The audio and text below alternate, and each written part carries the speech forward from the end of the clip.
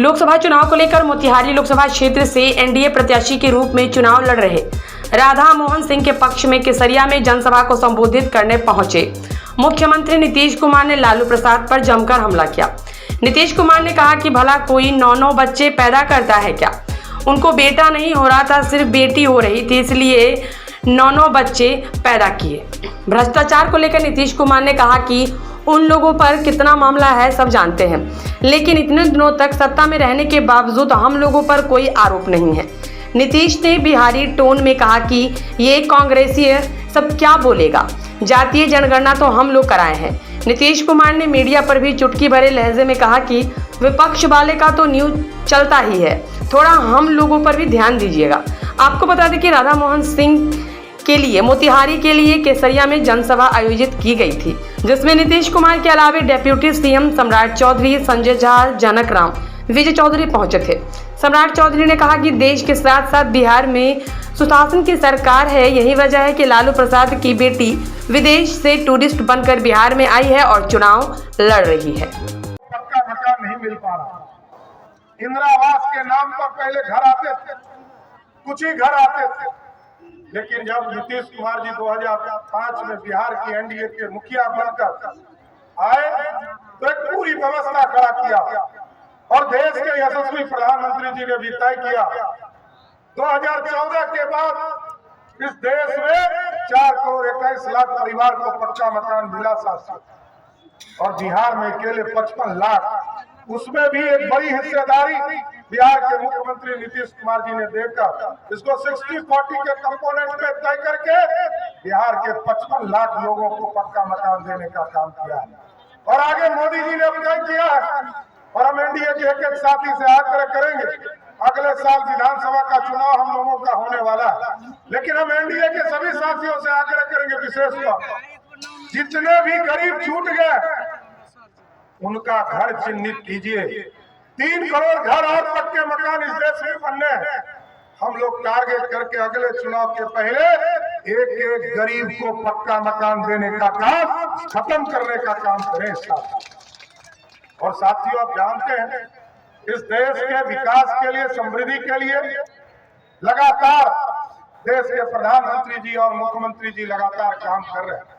अभी हमको आदरणीय मुख्यमंत्री जी के आशीर्वाद से जब हम स्वास्थ्य मंत्री के तौर पर काम कर रहे थे, आपको जानकर आश्चर्य होगा कि बिहार में आयुष्मान भारत कार्ड पूरी तरह खड़ा नहीं हो पा रहा। लोगों को भी नौकरी नहीं मिली और 2005 से लेकर 2020 तक आदरणीय नीतीश कुमार जी और सुशील मोदी के नेतृत्व में सरकार चल रही थी, 7.5 लाख लोगों को नौकरी दिया गया। और इस बार आदरणीय नीतीश कुमार जी ने घोषणा किया है 2020 के चुनाव में कि 2025 के चुनाव के पहले हम हर हालत में 10 लाख सरकारी नौकरी वादा पूरा करने का काम करेंगे। साथियों, ये पूरा होकर है। और इसके साथ साथ आप सोचिए, जिस प्रदेश को जीडीपी माइनस में रहता था, 0 पे रहता था, आदरणीय नीतीश कुमार जी के नेतृत्व में डबल डिजिट में रहता है, 10 से ऊपर रहता है। और इस बिहार में आज रोजगार के सृजन के लिए मुख्यमंत्री जी ने तय किया है 94 लाख लोगों को चिन्हित किया, 94 लाख परिवार को 2-2 लाख रुपया उपलब्ध कराया जाए और लाखों लोगों को 10 लाख रुपये का योजना हम लोग दे रहे हैं। होता है साहब, हम लोग काम कर रहे थे और उस समय तक केंद्र में सरकार में कांग्रेसिया और दूसरे लोग थे, तो हम लोग तो ये सब काम करवाए थे। तो ये लोग कोई काम किया है, हम लोग जो समूचा काम किए, महिलाओं को जितना ज्यादा हम लोगों ने किया और कितना ज्यादा पढ़ाई का काम किया, लड़के लड़कियों के पढ़ाई का काम और सब तरह से सब लोगों की सुविधा हम लोगों ने करवाया। और किस तरह से करवाया, हर प्रकार से आप जानते हैं कि आप और पंचायतों में तो अब हम लोग उच्च माध्यमिक विद्यालय में तब करा दिया। आज जो महिलाएं इंटर पास करती है उसको 25,000 देते हैं और स्नातक पास करती है उसको 50,000 रुपया देते हैं। तो हम लोग तो इतना दे करके अब बहुत कम महिलाएं पढ़ती थी, चाहे कोई जात का हो, कोई किसी को ध्यान नहीं था। लेकिन जब हम लोगों ने कहा कि लड़का और लड़की, भाई हम लोग पैदा कहाँ हुए, सब यहाँ पर जो पुरुष है उधर महिलाएं हैं, तो कोई लड़का पैदा कर सकता है? माँ ही न पैदा करती है जी।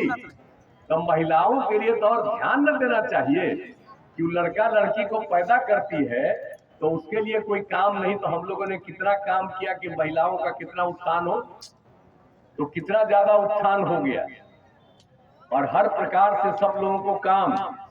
और यही नहीं, आप जानते हैं कि हम लोगों ने कितना ज्यादा समाज किया। आप समझते हैं कि जो स्वयं सहायता समूह था, अब हम लोग केंद्र में थे या MP भी थे, इधर उधर घूमते थे तो देखते थे स्वयं सहायता समूह तो महिलाओं के लिए ही था।